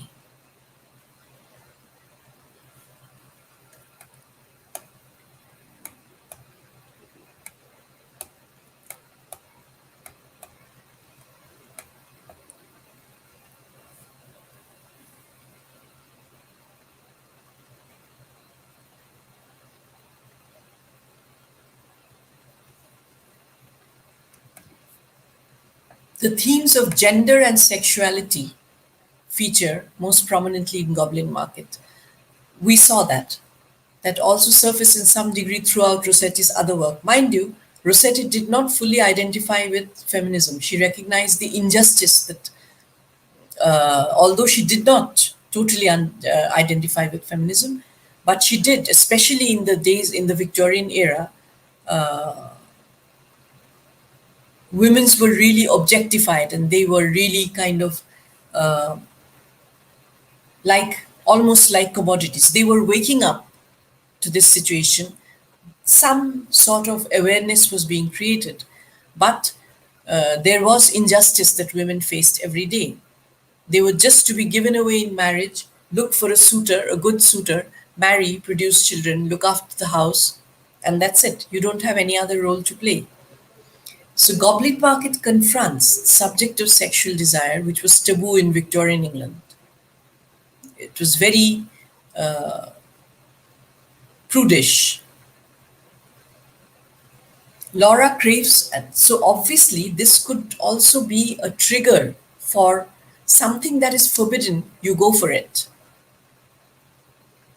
Laura craves the taste of the fruit because as a human being, or everybody's physical desires are there. It's just that it was suppressed in that particular area. It was not acknowledged. And people were taught that if you give in to sexual desires, then you will be punished. You will lose your youth, your bloom, your soul will be taken away. This is sin. So she'll lose her youth and bloom, which means she would lose her virginity. If you give in to carnal pleasure, you will lose her virginity. So basically, you just stay pure. If you marry, you stay pure till the man in your life comes in and you unite with him. But do not indulge in incidents of casual pleasure. By the standards of Victorian society, women who engaged in premarital sex or outside, particularly premarital, were considered fallen, and therefore, no wonder nobody's going to marry. I'm sure in India we faced it many times. I don't know how it is now. I think it's improved a lot, changed a lot, but this sentiment has been there in India as well, that if you have engaged in any kind of physical activity before marriage or in an unmarried state, then you're fallen, no longer marriageable. And if you don't get married, it's very difficult for you. Meanwhile, in the Victorian era, women were just beginning to explore their sexuality, which resulted in challenging society's expectations. That why must I be treated as a commodity? Rossetti does not explicitly mention the sexual threats against Lizzie in Goblin Market, but she would have understood the emotional toll of sexual abuse through her work with sex workers. So the implication is there. Acceptance of death. Christina Rossetti's life was plagued with death. She lost her father when she was very young, when she was, well, not terribly young, she was 24. But in those days, tuberculosis was very common and claimed lives quite often. In the surrounding London homes, and infant mortality rates were high. And Rossetti's isolated adolescence and zealous devotion to the church led her to spend long periods of time contemplating human mortality. Death, the Christian message says that death is inevitable. It's just passing into afterlife. So in addition to her faith, Rossetti's pre-Raphaelite companions discouraged material wealth and earthly connections. Rather, Rossetti dwelled on intellectual and religious. Obviously, if you take your mind away from material gains, you take your mind away from material achievement, earthly achievements. You think about the afterlife, you think about spiritual, you think about religious pursuits. You contemplate the soul and the eternal hereafter. Several of her poems reflect Her rejection of physical bodies, most notably, remember, in which she instructs her lover to forget her so that he can be happy. And then you renounce desire. Pre-Raphaelite, like in the medieval era, philosophy held that you just believe. You believe, you abstain from pleasure, physical pleasure, you abstain from gratification of any kind of physical desire and earthly desire because they are all transient, if not impossible. Indeed, instead, the movement encouraged followers to renounce desire altogether, even the desire to live, because this life is really nothing. You were born simply because you will pass into an afterlife, and that is where you go into God's world, where the life is much better. The belief resulted in melancholy, languor, lugubrious contemplation amongst the Obviously, if you have nothing to desire for or look forward to in this life, uh, the thought occurs, what am I living for? Why was I born? Already, as it is in the Victorian era, many existing thoughts were shaken. The theory of evolution, then there is all the geological discoveries, changes in the society, changes in the economy, everything disturbed the existing beliefs and existing customs and existing sentiments. So obviously, when the mind is disturbed, or when faith is challenged, or when a system is shaken up, people get people who are disturbed by all these, they turn to religion. People turn away from excess. People turn away from physicality. And they say, we go into, that's why probably the term soul searching. You look for your soul, don't look for physical gratification. So Rossetti believed that the only lasting fulfillment comes from the acceptance of Christ because he's your savior. He's your savior. All your disturbances will go away. All your questions, all your doubts will go away. Restore faith, believe, have faith in Christ, look only at Christ, look only, go by your Christian guidelines. Do not fall for any kind of temptation. Do not move away from your path of faith. Have faith, believe, look to Christ, don't go in for temptations, and you will be happy in the afterlife.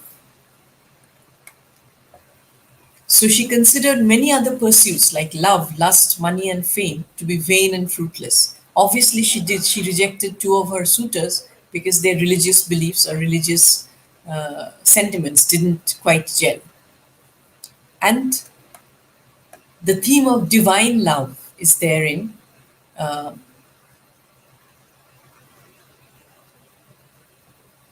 In divine love, in the sense that what does God do?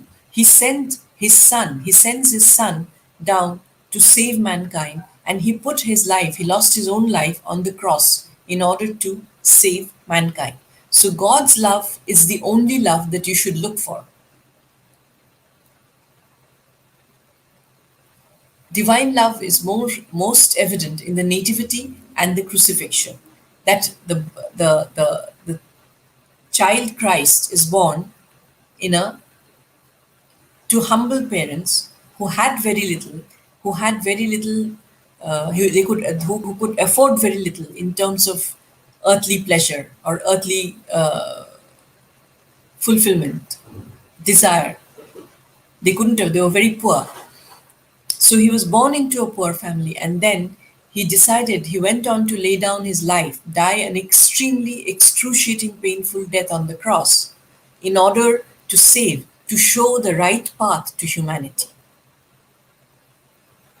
Rossetti grew up as a devout Anglican and even contemplated becoming a nun. She took religion very seriously and wrote about her existential experience in depth. Rossetti expounds upon the wonder of divine love. Divine love is so high, so pure, so strong that Christ didn't mind dying to save the people. I will die, but in the process, all of you will be saved.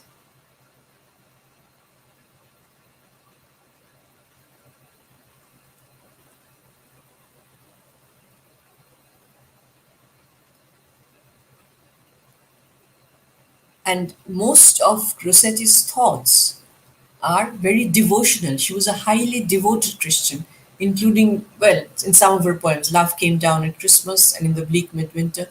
Divine love gave purpose to her existence. Because if you're told that everything in this life, like love, lust, money, fame, if they are vain and fruitless, then divine love is something that gives you a purpose for your existence. Then you have a reason to live, because I'm living this life in a very controlled manner, in a very austere, almost a celibate, practicing celibacy or living a very austere life. I'm not indulging in any kind of gratification just so that I can concentrate on the path of religion, on the path of God, and then I have the solace of being united with God in my afterlife. I want to meet my Maker in my afterlife, and I want to be happy there, which illustrates Christ's unconditional sacrifice in Goblin Market. So we see Lizzie, that's why I said Lizzie, to protect her sister. Her love for her sister is like Laura is the fallen mankind, is the misled mankind whom Christ, Lizzie as Christ, saves. In the process, she suffers. She suffers violence. She suffers mockery. She herself is, there's an attempt to tempt her.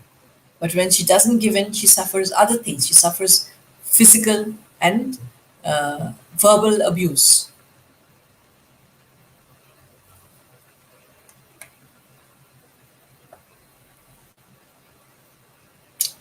The theme of sublime refers to any natural occurrence that cannot be explained. Throughout her poetry, Rossetti makes allusions to the natural world, which reveals a fascination with the sublime.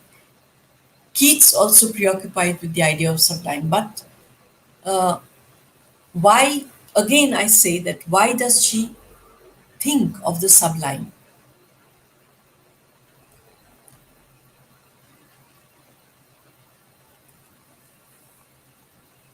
For Rossetti, the wonders of the natural world are evidence of God's glory. God created this beautiful world. God created this wonderful nature for us to enjoy. So don't move away from God. Don't move away. Don't for a second forget what He has given you. So be humble, be grateful, and don't give in to earthly desires.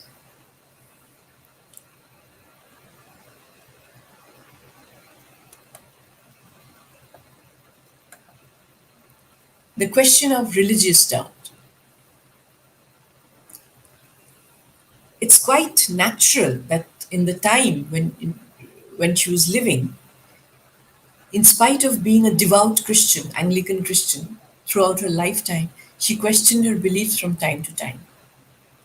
And some point, sometime in the 1850s, she suffered a religious crisis, which provided the material for her later devotional poems. And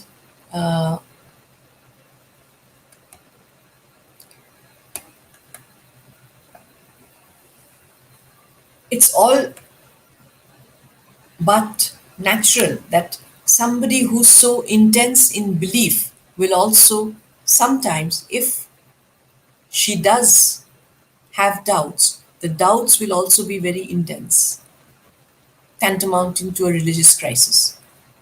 Is it really true? Does that really happen?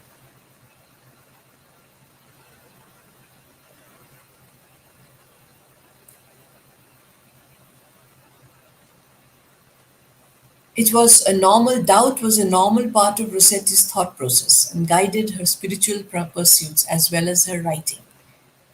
Mind you, a person who is extremely devoted will question sometimes even her own actions, try to seek answers for her own actions in probably go to a church or kneel in front of in a chapel and say, did I do it wrong? And if I have, please show me the way, please forgive me and show me the way. And sometimes doubt can create a lot of confusion. Doubt can create a lot of negativity. So when Christina went through this kind of doubt in her devout Christian life, she was she maintained her Christian faith. She maintained her devout her maintains her purity of mind. But sometimes she does give in to questioning. Now we see that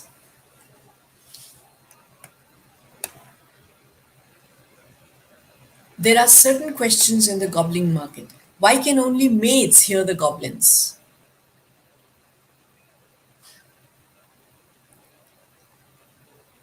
Because the goblins are there, as we see in the Bible, that it is Eve who is the easier, the softer victim, the more vulnerable one. They want to seduce the women. They want to plant the seed of sin with a maid because she's innocent, because she's untrained, because she's unschooled in the wiles of into the world of sin. She has absolutely no orientation. And particularly a Victorian maid was relatively a lot more innocent than young girls of later years. And if, like in the Bible, Satan, he tempted Eve with the forbidden fruit, and then she tempted Adam with the other half. Probably, if they tempted the maids, they could indirectly tempt the men as well.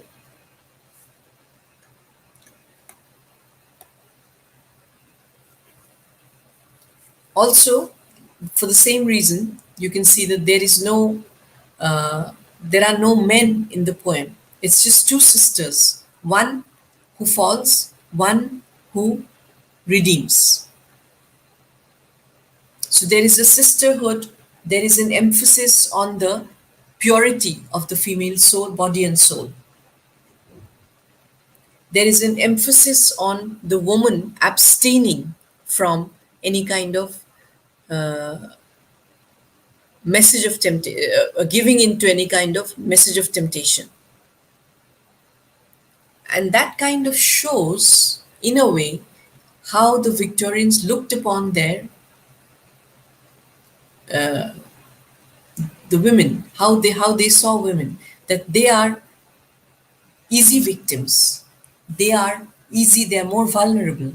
But at the same time, while Laura falls as an easy victim, Lizzie proves that as a woman, she can still bear her soul, she can still retain a pure soul. She can still say, I don't give in to you. You can kick me, kill me, rape me, do whatever, injure me, coax me, ridicule me. I will not. You can use any means of temptation or threats. I will not give in. Because her soul is stronger, her soul is purer. She's a stronger person at heart. So we stop here today, and I'll continue with the next module next Saturday.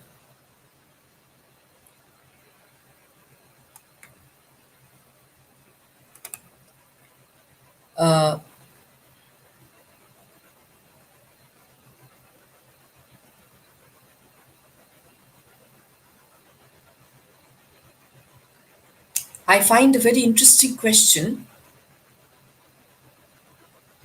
Can we say that there are elements of patriarchy and selfishness in both my? Absolutely, absolutely. In Porphyria's Lover, patriarchy not so much, but in my Last Duchess, definitely, definitely, because this is chauvinism. This is what we call a very machista society. Very machista. The husband, as I said, that the woman is objectified. The woman is simply a commodity that he owns. The wife is to be displayed when he desires. She can't smile when she wants to. She's controlled totally. Now, I cannot control your smile. I cannot control your uh, reactions to other people as long as you're alive. It's almost like an honor killing. It's almost like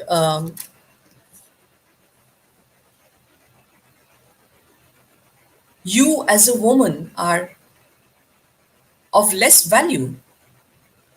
I, as the man, will decide what you do, how you do, or what happens to you. So I'm giving you the honor of making you permanent. Don't forget that. Just look at his arrogance. Just look at his entitled behavior. Just look at his how ugly his attitude is. That this woman is his wife. He's married her. This woman is his wife. And yet, if she just shows any kind of kindness, she takes it as he takes it as unfaithfulness.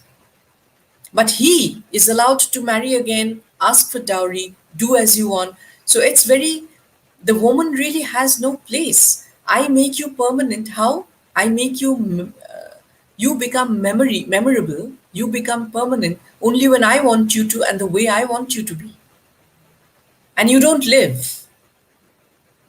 I make you permanent by framing you as a dead person in a painting. And don't forget, I've made your painting, I've got a very famous painter to do your painting. What more could you ask for? What more could you ask for? But you will show yourself, or you can be revealed only when I unveil you.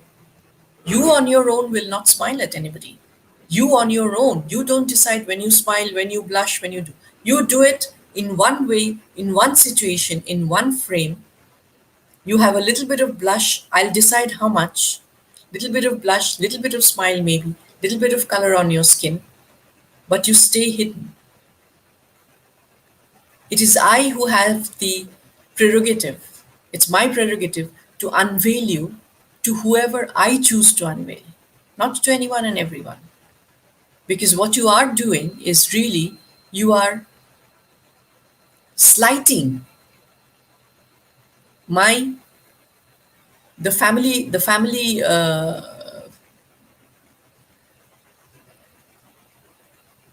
name. You are really slighting my heritage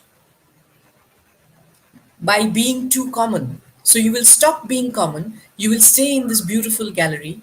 I have elevated you into an unforgettable painting, but I unveil you. I let you know, I let people know when you will be seen. You don't decide. So there is selfishness, there is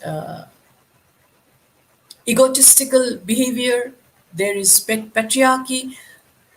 Porphyria's Lover, I wouldn't call it patriarchal as such, but definitely selfishness because he wants to possess her. And you stay as you are the way I decide. For my sake, you will remain as you are. And from now on, you will not have a mind of your own. You will see in the poem Porphyria's lover, Porphyria glides in, she sets about putting things right. There was no fire in the cottage. She lights the fire, she makes everything comfortable, she warms up the cottage, and then after settling everything, she sits down next to him. She takes off her cloak and her shawl, and she says that, okay, I have decided that I've left my opulent background behind, and I've come to you to commit myself for good. But the lover says, what you've done, instead of appreciating what you've done, what she has done, he's saying that that is not enough for me. That is not enough for me. He's insecure that she might change her mind. So to make sure that she doesn't get the opportunity to change her mind, to make sure that her rich background, her status doesn't come between him and her anymore, and that her commitment to him remains his forever. So in which to do that, if she has to die, so be it. As long as I feel sure that you're mine for good. I'm sorry, but for that you have to die. Because I cannot afford to give you another chance to change your mind. It's definitely very selfish. Definitely. Good question. Right. So we will stop here today and I meet you again next Saturday. The link for the classes will be posted 2 days before the class, which means the link for Saturday will be posted on Thursday. The link for the Sunday class will be posted on Friday. Look for it. And the forms for each day will be posted on the same day, a little bit before the class starts. Thank you for being here and have a good weekend.